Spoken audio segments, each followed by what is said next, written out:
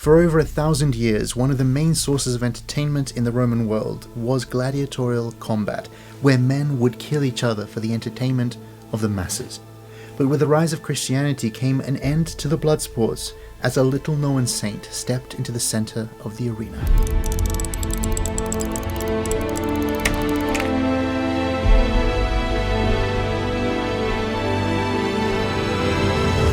In today's age, gladiators no longer kill each other for our amusement, but we're still entertained by their stories on screen, in movies and television, and we can get some glimpse in those stories of just how massive this industry was for over a millennium. It was so vast, it was the equivalent of a multi-billion-dollar industry, that it's incredible that it ever ended. Then came Christianity. The games were violent, cruel, and idolatrous.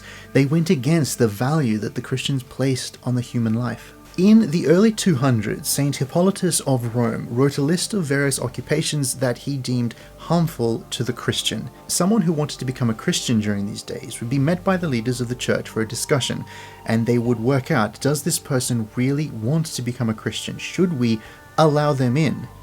Are they willing to change their lives for Christ? In this document, Saint Hippolytus writes this: "If someone is a gladiator, or one who teaches those among the gladiators how to fight, or a hunter who is in the wild beast shows in the arena, or a public official who is concerned with gladiator shows, either he shall cease, or he shall be rejected." And yes, a massive amount of gladiators were actually paid professionals. These were people seeking wealth and fame, and the desire to kill people for sport. The Christian historian Tertullian also wrote about the evils of gladiatorial combat in a letter that he writes about the perverse and wicked entertainments of the Romans. Again, in that same century, St. Cyprian of Carthage writes in a letter about his hatred of the games. "Man is killed for the pleasure of man, and to be able to kill is a skill, is an employment, is an art. Crime is not only committed, but is taught." The Christian writer Lactantius also writes against the presence of Christians at these games. If to be present at homicide implies a consciousness of guilt, and the spectator is involved in the same guilt as the perpetrator, then in these slaughters of gladiators he who is a spectator is no less sprinkled with blood than he who sheds it, nor can he be free from the guilt of bloodshed who wished it to be poured out. Therefore all shows are to be avoided. We must renounce hurtful pleasures, lest charmed by pestilent sweetness we fall into the snares of death. And St. Augustine writes of the tragic downfall of the young Christian Alypius, who is a student that comes to Rome to learn, but is dragged by his friends to the Colosseum to see the games there. Alypius allows himself to be dragged along and promises not to watch. He covers his eyes, and Augustine writes, "Would that he covered his ears as well, because a man is killed in the arena and the crowd roars."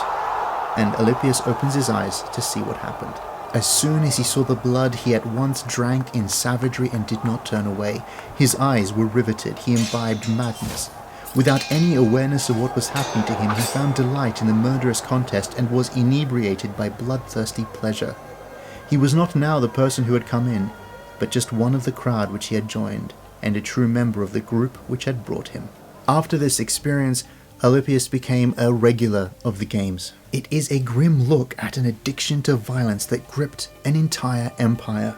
It is also a powerful story on the dangers of bad influence. It is a powerful story on the spiraling of addiction. Even now in the 21st century, the story of Alypius reminds us to avoid bad company and to avoid any form of temptation. Don't allow ourselves to be in that place where we could be tempted. It also gives us hope, because Alypius eventually finds his way out of the darkness and the evils and the temptations, and is remembered in history as Saint Alypius. So there is always hope for anyone who spirals down into addiction. You can come back out. While we have no records of Christians being forced to become gladiators, we have many records of Christians being thrown into the arena to be killed by wild beasts. These moments were part of the events that included gladiatorial combat. This was another section of the same type of entertainment, and this would have taken place in the Colosseum as well as other arenas across the Roman Empire. When Constantine accepted Christianity as a legal religion, he seemed to ban gladiatorial combat, but his ruling wasn't taken as such, and was seen to be a ruling not against gladiators, but against criminals being forced to be gladiators. And gladiatorial combat actually continued into the new Christian era. But then, during the reign of the Emperor Honorius, a monk from the Asian provinces arrived in the city of Rome. We know next to nothing about Saint Telemachus, but there in Rome, he followed the crowds to the noise of the Colosseum. He entered the building, climbed through the stands amidst the cheering and crying of the crowds, and looked down into the sand to see two men fighting each other to the death. Telemachus was disgusted and shocked at this barbaric behavior and at the crowds yelling and screaming around them. Telemachus sought out and found a way into the very sands of the arena. He ran into the middle of it and stood between the two gladiators, pushing them apart and crying out to the crowds. He wanted to stop the two men from killing each other. He shouted to the people about the evils of this.